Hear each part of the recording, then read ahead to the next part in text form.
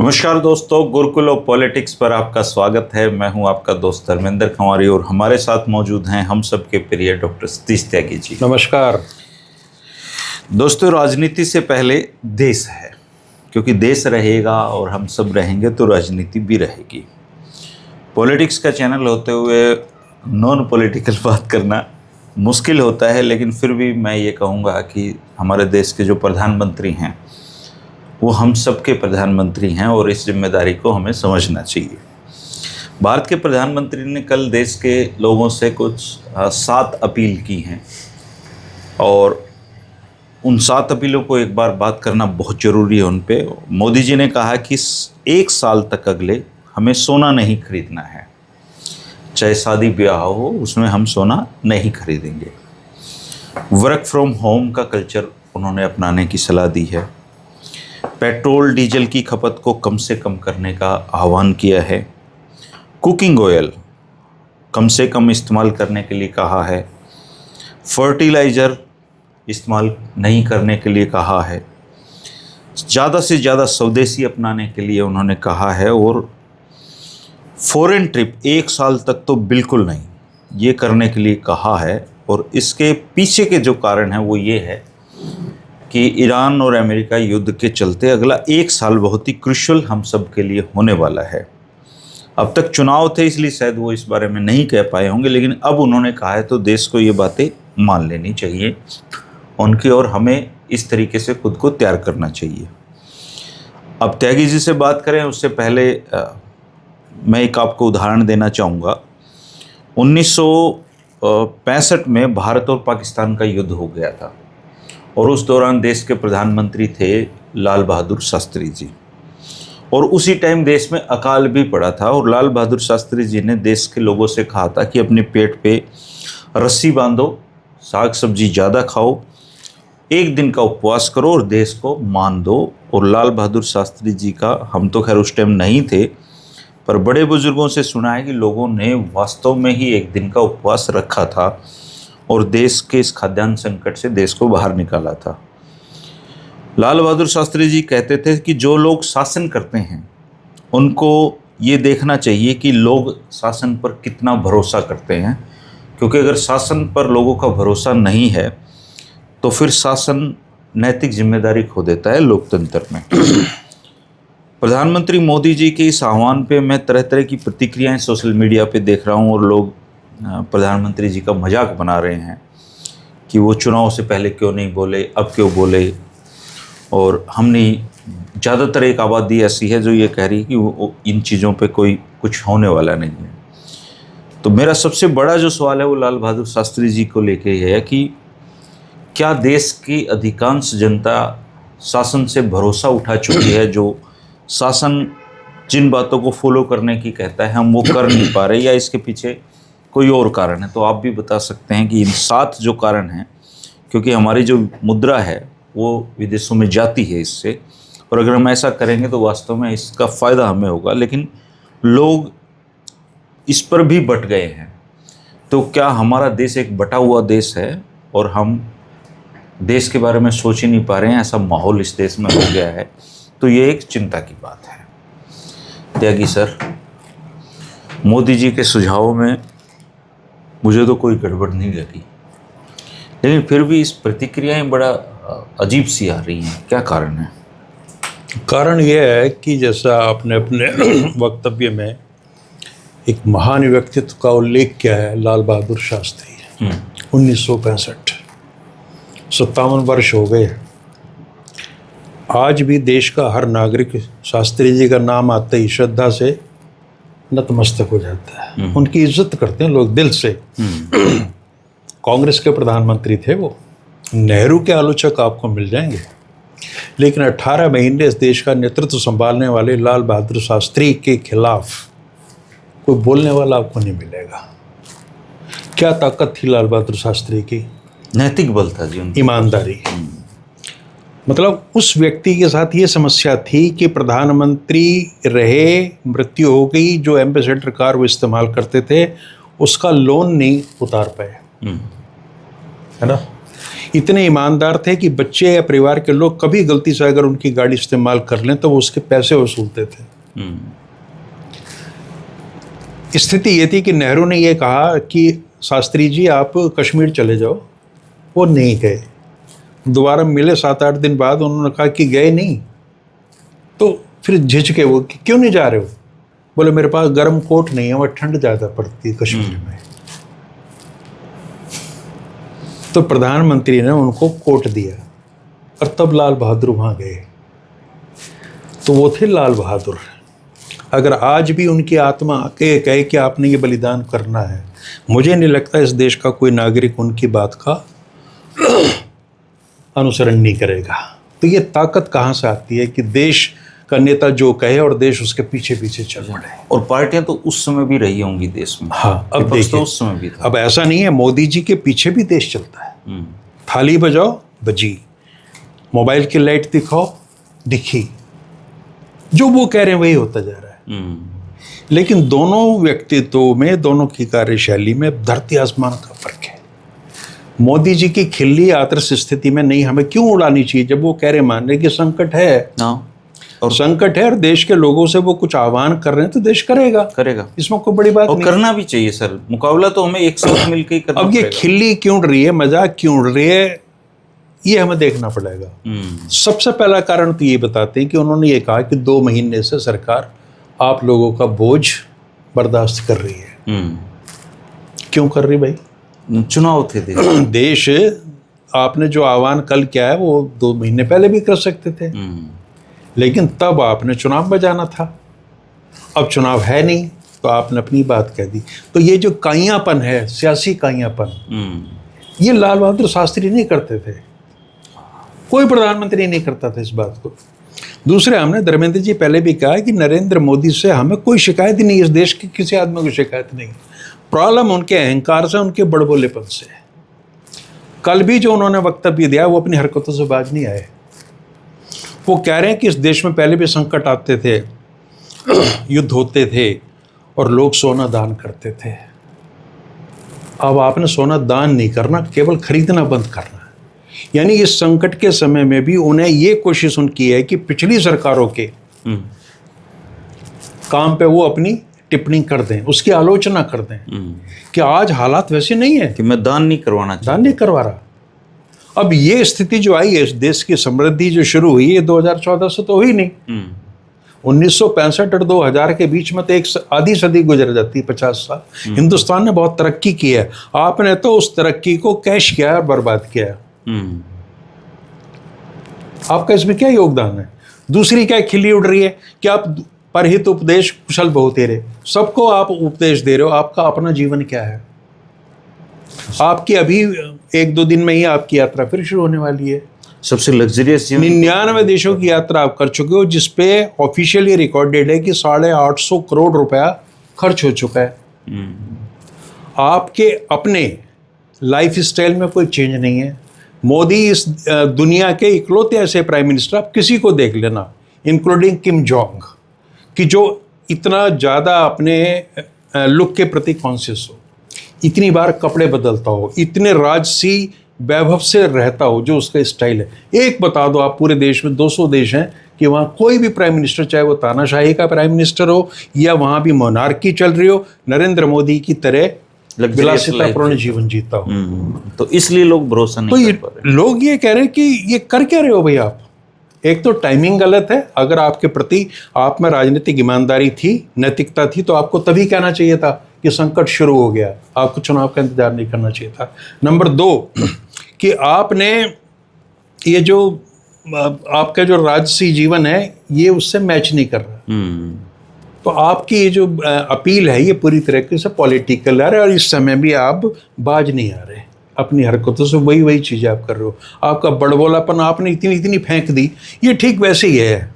धर्मेंद्र जी, मान लिया कोई स्कूल चल रहा है, मतलब विद्यालय चल रहा है वो 50 साल से, और उसमें एक नया प्रिंसिपल आए और वो आके ये कहे कि अब तक जितने प्राचार्य पहले प्रिंसिपल हो उन सब ने स्कूल का नाश कर दिया, बेकार। ना यहाँ कोई शिक्षा का स्तर है, ना यहाँ के लेबोरेटरीज अच्छी हैं, ना यहाँ के प्ले ग्राउंड अच्छे हैं, ना यहाँ के पढ़ाने वाले अच्छे हैं। अब मैं करूँगा, अब मैं करूँगा। और जब रिजल्ट आया 8-10 साल बाद तो सब तो फेल पता चला सब टाइफिस। तब मजाक तो उड़ाएंगे लोग। लोग तो कहेंगे भाई कि आप तो बड़ी लंबी चौड़ी बातें कर रहे थे, अभी तो आप कह रहे थे किसी चीज का संकट है ही नहीं। जब 2 युद्ध- महीने जब पहले युद्ध सच में हो रहा था, 2 महीने पहले संकट था, तब देश को इन्होंने बताया नहीं। जब युद्ध सच में हो रहा था तब तो आप कह रहे थे भरे पड़े हैं सारे, कोई फ्यूल क्राइसिस ही नहीं है। तो पहली चीज तो ये है। दूसरी चीज धर्मेंद्र जी कि ये जब हम कहते हैं ना कि देश संकट में है और देश से उन्होंने आह्वान किया, उनका आह्वान कितने लोगों से है? 65% लोग भारत के वो कुछ है ही नहीं। और वो ना बेचारे सोना खरीद पाते, नहीं, सोना है ही नहीं उनके पास। They don't have gold.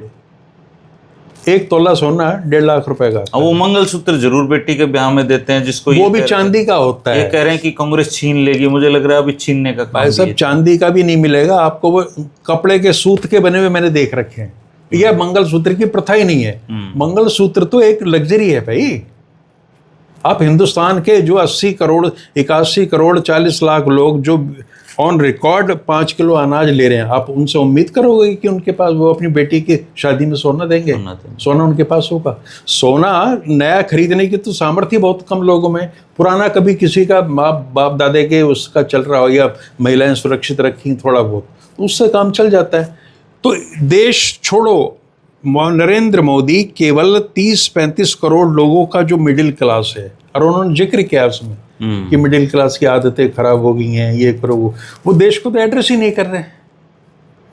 65% 67% लोग तो उस धारा में ही नहीं है। यानी आपने जो व्यवस्था करनी थी केवल 30-35 करोड़ लोगों की करनी थी, जो आपका मिडिल क्लास है। उसी के सामने ये कि बेटी की शादी होगी तो उसने लोक लाज के लिए कुछ सोने की चीज देनी है। उसी का कोई बच्चा ऐसा है जो विदेश जाना चाह रहा होगा, है ना? ये मिडिल क्लास में भी कई सारे क्लास है ना बीच में, एक लोअर मिडिल क्लास है, एक मिडिल क्लास है, एक अपर मिडिल क्लास है।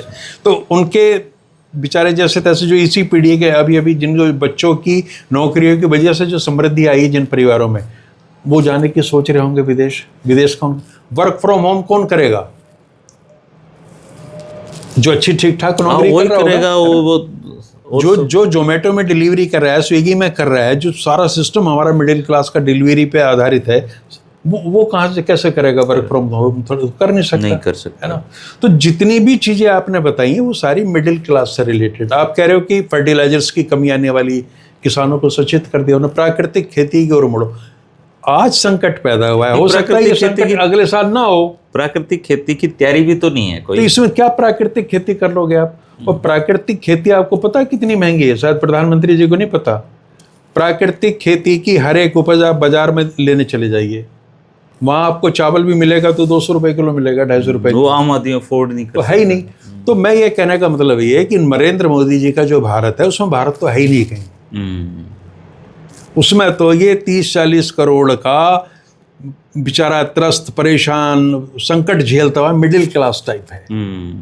उससे आप ये आह्वान कर, जिनकी आदतें खराब हो गई हैं। और ये मिडिल क्लास बीजेपी की ताकत है। और यही ये कहता है कि 500 रुपए का सिलेंडर लीटर हम पेट्रोल बर्दाश्त करेंगे। भैया अगर 500 करना है तो अभी तो शुरुआत भर है, अभी क्यों रहे हो? और दूसरी चीज मैं बता दूं कि अभी उन्होंने सिर्फ अपील की है। अगर इस अपील के अपेक्षित परिणाम नहीं आए तो फिर डंडा चलेगा, फिर कानून बनेंगे। जैसे चंद्रशेखर के समय में 7 बजे पेट्रोल पंप बंद हो जाते थे, वो होगा, कोई डंडा पड़ेगा, चूंकि हालात तो खराब हैं। और ऐसे में मुझे फिर मनमोहन सिंह की बातें ध्यान में आती हैं कि जब उन्होंने कहा था नेशनल डिजास्टर होगा, तो वो ये कुछ नहीं और राजनीति नहीं कर रहे थे, वो आर्थिक रूप से ही कह रहे थे। और वो सामने आ रही हैं चीजें, क्योंकि उनको वो समझ थी। अभी राहुल गांधी 2-3 महीने पहले कह रहे थे कि ये पश्चिमी एशिया का संकट हमारी अर्थव्यवस्था को बर्बाद करेगा, हो रहा है। लेकिन तब आपने उसकी खिल्ली उड़ाई उस बंदे की। तो अगर आप बिल्कुल एक साधारण तरीके से, विनम्र तरीके से भारत का नेतृत्व कर रहे होते ठीक ठाक, जनता अगर इनको पर भरोसा, आप लाल बहादुर शास्त्री नहीं बन सकते। लेकिन देखिए, विधाता ने आपको लाल बहादुर शास्त्री बनने के तमाम हालात दिए थे। आपकी माँ बर्तन साफ करती थी, बहुत बुरी स्थिति में आप लोग थे, लाल बहादुर शास्त्री की भी स्थिति थी। लेकिन वो व्यक्ति वहां उस गरीबी से, गुर्बत से निकल के लाल बहादुर बन जाता है। आप नरेंद्र मोदी बनते हैं, ठीक है ना? तो आपका आज स्थिति ये होनी चाहिए थी, नरेंद्र मोदी ये कहते कि ये है और देश पूरी तरह तैयार होता। लेकिन देश आज सवाल पूछ रहा है, खिल्ली भी नहीं उड़ा रहा। खिल्ली नहीं उड़ाई जाती ऐसे में, दुखी आदमी खिल्ली नहीं उड़ाता। वो पूछ रहा है, आपकी जवाबदेही जानना चाह रहा है कि आपने करा क्या है इन 14 वर्षों में। आप बेवकूफ़ बनाते रहे कि सब कुछ पड़ा रोजी है, सब कुछ ठीक ठाक है, ऐश आ रही है, और अब वो पोल पट्टी खुलनी शुरू हो गई। तो इसलिए लोग उनकी आलोचना कर रहे हैं, नहीं करनी चाहिए, हमारी भी सहानुभूति है, और देश तो जैसा भी है उनके साथ खड़ा है। लेकिन सर, ये जब राष्ट्रीय संकट आएगा तो क्या ये उम्मीद की जा सकती है कि देश एक होके, मतलब तैयारियां भी तो चाहिए राष्ट्रीय संकट से सामना करने के लिए। अब तो तैयारियां शुरू हो गई ना, तैयारियां शुरू हो गई हैं। ये तैयारी का एक हिस्सा है जो चल रहा है। नहीं, अब देश और क्या करेगा? देश या फिर ये कहेंगे कि मुझे फिर इतने दिन दो मेरे चौराहे पे। वो तो दे रहे हैं, असल में तो अगर बहुत हम नैतिकता की बात करते तो उन्हें अभी त्याग पत्र दे देना चाहिए था कि मैं विफल हूँ, क्योंकि आप चीज़ों को मैनेज नहीं कर पाए। ये आपकी मेरी है, किसी आम नागरिक की जिम्मेदारी थोड़ी है। क्यों उन्होंने, मतलब अगर ये संकट 2 महीने से है, तो उन्होंने 2 महीने पहले अगर देश के सामने आके ईमानदारी से अपने बात रखते तो क्या दिक्कत आ जाती जी उसमें? और जहाँ तक जिम्मेवारी लेने की बात है तो आप देख लीजिए, उन्होंने तो ये भी कहा था नोटबंदी का अगर मेरा फैसला गलत सिद्ध हो जाए तो जिस चौराहे पे कहोगे वहाँ आ जाऊँगा। आए क्या? वो मानते भी नहीं कि गलत फैसला, वो नहीं मानते। अब वो कुछ अलग ही चीज़ है। हमने तो कई बार, मतलब हम भी कई बार दुखी हो जाते हैं कि क्या करें, इस व्यक्ति का हम कुछ कर नहीं सकते। मतलब बैठ के आप ये कह रहे कि कांग्रेस ने डीएमके को धोखा दे दिया, अपने मित्र को धोखा दे दिया, कितनी अनैतिक बात है। आपने तो जितने मित्र थे सबकी पार्टियां खत्म कर दी। धोखा छोड़ो, पहले उन्होंने विभाजन करा सब में, और उन्हें कहीं का नहीं छोड़ा, सब मिटा दिया आपने। चाहे शिवसेना हो, INLD हो, दुनिया भर की जितनी पार्टियां हैं, चाहे JDU हो नीतीश कुमार की, और फिर भी वो बाज नहीं आते। बात वही करनी जो उन्होंने करनी है कि उन्होंने धोखा दे दिया। और अब वो तेलंगाना के मुख्यमंत्री से कह रहे हैं, आओ आजा मेरी गाड़ी में बैठ जाओ। ये मतलब पहली बार ऐसा हुआ है जी, नॉन पॉलिटिकल बात करके, मतलब खुलेआम बोली लग रही है एक मुख्यमंत्री की। क्या बिहार में देखा था आपने, इतने 1000 करोड़ दे दूं, इतने 1000 करोड़ दे दूं, करते क्या हो आप क्या हो, देने वाले कौन हो? हैं? वहां तो रेवंत रेड्डी के तो ऐसा लग रहा है जैसे खुला मतलब आमंत्रण दिया मेरे साथ जुड़ जाओ। मतलब आप जो करो वो तो सब ठीक है, आप कितने बड़ा पाप कर लो, आप पुण्य के भागीदार बनोगे, और लोग कर रहे हैं तो वो पापी हो गए। तो ये डबल स्टैंडर्ड नहीं चलता। और जब ये अगर ऐसी सिचुएशन इन्होंने बताई है और ये हाहाकार मचेगा सर, तब ये लोग कहाँ जाएंगे? हाहाकार तो आपकी देखेगा, अगर फ्यूल क्राइसिस आ गया तो आ ही गया, अगर क्या लगाना है। अब सारी महंगाई बढ़ेगी अब जम के, और आम आदमी परेशान हो जाएगा इन चीज़ों से। हर चीज़ आपके जीवन के लिए जो भी ज़रूरी चीज़ें हैं वो सब महंगी होंगी, सेवाएं सारी महंगी होंगी, और उसका बोझ इसी वर्ग पर पड़ेगा। चूँकि वो जो लाभार्थी क्लास है उसे तो आप छेड़ नहीं सकते, उसमें आप कटौती करोगे उनकी सेवाओं में तो फिर आपको दिक्कत आ जाएगी, है ना। लेकिन अब ये कह रहे हैं कि ऑयल कंपनियां 20,000 करोड़ के घाटे में है। आपने कभी उनका फ़ायदा बताया है कि उनके फ़ायदे कितने हैं? उस कमाई को तो आप अपने दोस्तों पर लुटाते रहे, अपनी विलासिता पर खर्च करते रहे। तो ये आर्थिक प्रबंधन जो है ना, ये मिसमैनेजमेंट ऑफ इकोनॉमी जो है, इसके लिए अब कहाँ वित्त मंत्री? होता तो ये कि प्रधानमंत्री वित्त मंत्री को, अब वो मतलब ये सारे जो संकट हैं ये तो वित्त मंत्री को बताना चाहिए। वो कहाँ है? वो निर्मला सीतारमण है ही नहीं, इनके यहाँ कोई सिस्टम ही नहीं है, बोलने नहीं देते। अमित शाह और इनके अलावा कोई दिखता ही नहीं है जी ना। देश पे संकट, कोई राष्ट्रीय संकट खड़ा होता है तो वो कभी कभी राजनाथ जी को आगे ले आते हैं, फिर राजनाथ लुप्त हो जाते हैं। हाँ, फिर मतलब ये निर्मला सीतारमण है, जब बदनाम करना तभी सामने ले। और अब देखिए, मान लिया वैश्विक परिस्थितियां सही हो गई हैं, सब कुछ ठीक ठाक हो जाए, गॉड विलिंग सब चीज़ें ठीक हो जाए, जब ठीक हो जाएंगी तब ये फिर देश के नाम एक संबोधन देंगे कि बहुत बड़े आर्थिक संकट से देश गुजरा, अभूतपूर्व था, अद्वितीय संकट था, लेकिन है ना, ईश्वर की कृपा से, मतलब एक नॉन बायोलॉजिकल था, उसने सारी चीज़ों को ठीक कर दिया। तो श्रेय लेने के लिए, क्रेडिट लेने के लिए सबसे पहले आएंगे, उसी की शायद बैकग्राउंड बना रहे हैं अभी। उनको लग भी रहा है इतनी लंबी नहीं चीज़ें चलती, 4-6 महीने में, साल भर में ठीक हो जाएगा। 1 साल का समय मांगा उन्होंने कि सोना वोना ना खरीदो ना, तो उसके बाद में ये फिर छाती तान के आएंगे। उसी तरह जैसे चुनाव जीत के भाजपा के मुख्यालय पे जाते हैं, ओए क्या तीर मार, कपड़े भी वैसे डिजाइन करवा लेते हैं। मैं कहता हूँ आप देख लो, 200 देशों के प्रधानमंत्री और राष्ट्राध्यक्षों का आप आकलन कर लो, कोई आदमी इतना सजता संवरता हो, तो है। लग्जरी में कमी नहीं है जी। क्या मतलब सिर पे बाल नहीं है लेकिन बाल लगते हैं कि बाल हैं और स्टाइल में है। और कितनी ट्रिम्ड दाढ़ी होगी, कैसा चेहरे पे नूर है और कैसी कपड़ों की सेंस है।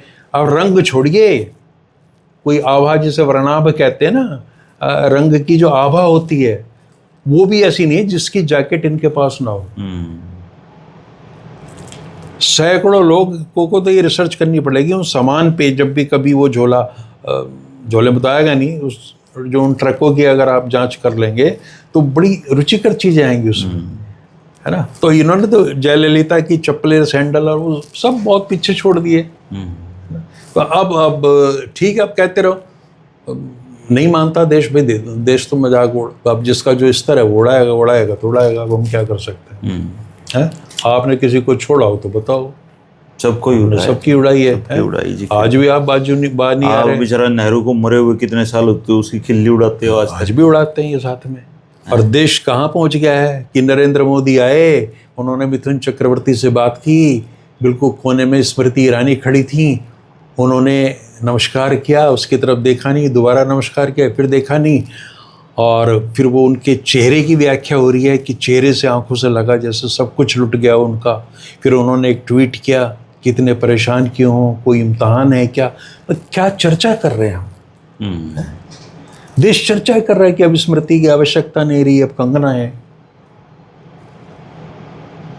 कभी देखा क्या बात ये की जानी चाहिए? किस तरह का देश हो गया हमारा? हम किन टुच्ची बातों पर बात करते हैं और हमारा प्रधानमंत्री इन चीजों में संलिप्त होता है। उसी मंच पे एक किसी के चरण छू लिए। क्यों छुए चरण? अब लोग समझ नहीं पा रहे, मजबूरी थी, क्योंकि राहुल गांधी ने खरगे के चप्पल हाथ से उठा के पहना दिए थे, तो उन्होंने कमी वहां पूरी कर ली। तो उन्हें लगा कि ये तो नंबर ले गया। ये तो बहुत बड़ी बात है कि राहुल गांधी जो शहजादा है और पता नहीं कितने उस पर आरोप हैं तरह तरह के, वो अपने राष्ट्राध्यक्ष की, और वो भी एक दलित पार्टी अध्यक्ष की चप्पलें उठा के उनको देता पहनने के लिए। और मुझे एक बात, उसको नहीं पता कि यहाँ फोटो खींच रही हैं। तो एक ही जेस्चर इतना भारी पड़ गया पूरे मतलब मोदी जी के व्यक्तित्व पे कि उन्हें जो भी सामने नजर आया उसके पैर छू दिए उठा के, है ना। तो नाटक में और स्मृति जी के भी छू देते हो, देखी जाती स्मृति जी के भी छू देते हो कुछ लगी। वो एक्चुअल में क्या है, देखो हम भी कई बार लिमिट पार कर देते हैं, नहीं करना चाहिए, लेकिन क्या करें, मजबूर हैं अपने साथ में। कहीं इनके ना दिमाग में बचपन से कुछ चीजें बैठ गई हैं। साइकोलॉजी ये कहती है कि आपका बचपन आपके आगे के व्यक्तित्व को निर्धारित करता है। इनको कुछ पिनक है, मतलब बदला लेने की, लोगों को ह्यूमिलेट करने की, उनको जलील करने की, मतलब हर एक को करते हैं और इनको बड़ा आनंद आता है। अपने कैबिनेट को, कोलिग्स को भी करते हैं। जैसे वहां पे जब ये योगी गए ना मंच पे, तो जनता के पीछे योगी योगी योगी बर्दाश्त नहीं होता। अमित शाह को प्रॉब्लम हुई इससे। अमित शाह ने देखा घूर के कैसे, लेकिन वो योगी ने ध्यान नहीं दिया उस पर। तो मतलब बीजेपी के अंदर भी एक बीजेपी है जिसकी चर्चाएं बाहर नहीं आती हैं। सब जगह है। अभी जो एक लेटेस्ट उदाहरण मैं बताऊं, जब मुख्यालय पर आए थे तो वही सब कुछ वही है, पार्टी अध्यक्ष और सब कुछ वन मैन शो है सारा का सारा। तो उन्हें उसकी हिम्मत नहीं हो रही थी जो अध्यक्ष बने नितिन नवीन की, तो उन्होंने हाथ पकड़ के लाया, अरे कहाँ पीछे आओ ना, क्यों? उसकी लगा कि इसकी भी जरूरत है। ये मान सम्मान था, अपमान था। वो बेचारा उसमें हो रहा है संशय में। भाई पार्टी अध्यक्ष हिम्मत नहीं कर पा रहा, क्योंकि उसने एक बार हिम्मत की थी तो हाथ पकड़ के पीछे कर दिया था। है माला में जो घुसने की कोशिश करता है उस पर अमित शाह नजर रखते हैं। किसके कदम, कितनी मिलीमीटर की डिस्टेंस होनी चाहिए प्रधानमंत्री के कदमों में साथ चल रहे केंद्रीय मंत्री की, इसका भी आकलन होता है। प्रधानमंत्री जिधर देखेंगे उधर किसने देखना है, कहीं नहीं देखना है। कितने समय पे वो बैठेंगे अपना कुर्ता ऊपर उठा के, तो उस समय तक कोई किसी की हिम्मत नहीं बैठ जाए। और जब स्मृति वाला प्रकरण आ रहा है, उससे पहले मैंने देखा नितिन गडकरी ने भी बेचारे ने 2 बार नमस्ते करी, उसके भी नहीं लिए। लेकिन वो जानबूझ के धीरे धीरे चलते हैं, उन्हें पता है कि सब नमस्ते कर रहे हैं। वो कनखियों से देखते रहते हैं, मजे लेते हैं इन चीजों के। और ये मिथुन भी चे गुवेरा की ड्रेस पहन रहा था वैसी। मिथुन चक्रवर्ती, इसका चे गुवेरा से क्या लेना? चक्रवर्ती की किस्मत खुल गई। अब ये बताओ, स्मृति ईरानी के अलावा अगर मिथुन ना होते और कोई और होता है, तो कैमरे का ऑप्टिमम यूटिलाइजेशन करना, इन सारी चीज़ों का। मैं तो उनको कहता हूँ, अगर वैश्विक स्तर पर कोई मास कम्युनिकेशन की यूनिवर्सिटी बने ना, इसके बाद में उसकी वाइस चांसलरशिप इन्होंने ले लेनी चाहिए, वीडियोग्राफी, कैमरा वैमरा, है ना। बंगाल में भी खींच रहे थे। मतलब देखिए कला है। अब आप देखिए 2.5-3 साल से हम लोग ये चला रहे हैं। मुझे आज तक ना मैंने आपसे पूछा ना मुझे पता है कि ये कैसे लगता है और कैसे चलता है ना। ये निकम्मापन ही है ना मेरा। अगर मेरे अंदर छोटा मोटा कोई मोदी होता तो मैं इस कला को सीख लेता। सीख लेते। आज तक माइक भी लगाने नहीं आए मेरे को। भाई नरेंद्र मोदी तो नरेंद्र मोदी है ना। देश तो खैर इनके साथ जैसा भी है देश के साथ है। चूंकि अगर संकट आता है तो सामना तो देखो दिक्कत चूंकि हम ये मानते हैं कि भारत का प्रधानमंत्री अलग है, वो भारत नहीं है, और भारत अलग है ना। और वो जो भारत है उसके लिए हर भारत का नागरिक हर समय तत्पर है किसी भी बलिदान के लिए। तो जो संकट आने वाला है दोस्तों, जो 2 महीने पहले चुनाव के चलते मोदी जी हमें नहीं बता पाए, उन्होंने वो संकट कल बता दिया है। अब संकट का सामना सरकार तो नहीं कर सकती, करना तो हमें ही पड़ेगा। तो बुरे समय के लिए तैयार रहें। प्रधानमंत्री जी ने जो सुझाव दिए हैं हमें उनका 100% पालन करने की कोशिश करनी चाहिए, क्योंकि देश पहले है, राजनीति बाद में है। लेकिन अच्छा होता अगर देश का भरोसा मोदी जी के पास होता। अब देश में 2 तरह के देश हैं। एक वो देश के लोग हैं जो मोदी जी पे आंख बंद करके भरोसा करते हैं। एक वो लोग हैं जो मोदी जी की सही बात पे भी भरोसा नहीं कर पाते क्योंकि रिकॉर्ड खराब है उनका।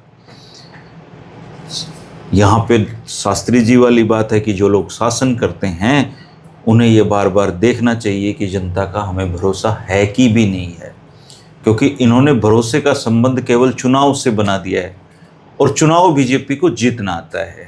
अगर कोई ये सोचे कि चुनाव में बीजेपी को मुश्किल है दोस्तों, जब तक अपोजिशन पार्टियां ग्राउंड स्तर पे उतर के लोगों को समझाएंगे नहीं, लोगों से बातचीत नहीं करेंगी, तब तक वो चुनाव नहीं जीत सकती। बीजेपी के तरीके को हराना है तो बिल्कुल अपोजिट तरीका उनको अपनाना पड़ेगा, जनता के बीच जाना पड़ेगा, क्योंकि धन से, जन से और ये टिकड़म से चुनाव नहीं हारती बीजेपी।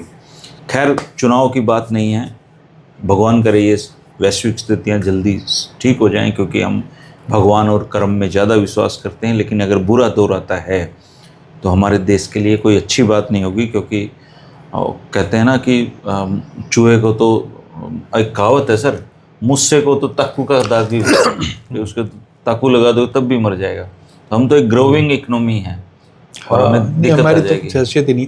देख हमारे यहाँ देख, और चलते चलते मैं पुछल्ला होता ना वे खबर के साथ हरियाणा के एक मंत्री ने, मैं उनका नाम नहीं बता रहा, सब जानते हैं, अभी कहा कि 2047 तक हमारी पार्टी सरकार में रहेगी। मैं ये सोच रहा है कि 2047 के बाद क्यों नहीं रहेगी। अभी 47 तक का क्यों टारगेट? 2047 तक तो आप भारतवर्ष और हरियाणा तो खैर ऐसा हो जाएगा जैसे यहाँ हर आदमी खरबोपति होंगे और जीवन में कोई परेशानी, फिर इनको क्यों हटाएंगे लोग 2047 में? हटनी नहीं चाहिए किसी भी सूरत में। इनको और बड़ा टारगेट रखना चाहिए। हाँ, तो इसको 3047 तक कर दें या अनादि अनंत काल तक कर दें। अनंत काल तक कहते हैं, अब अनंत काल तक हमारी सरकार, ऐसे बोलना चाहिए इनको। आप इस बारे में क्या कहेंगे दोस्तों, कमेंट करके बताना। और इन 7 सूत्रों में आप कितने फॉलो करने वाले हैं ये भी बताइए, क्योंकि देश पहले है। शुक्रिया, नमस्कार। नमस्कार।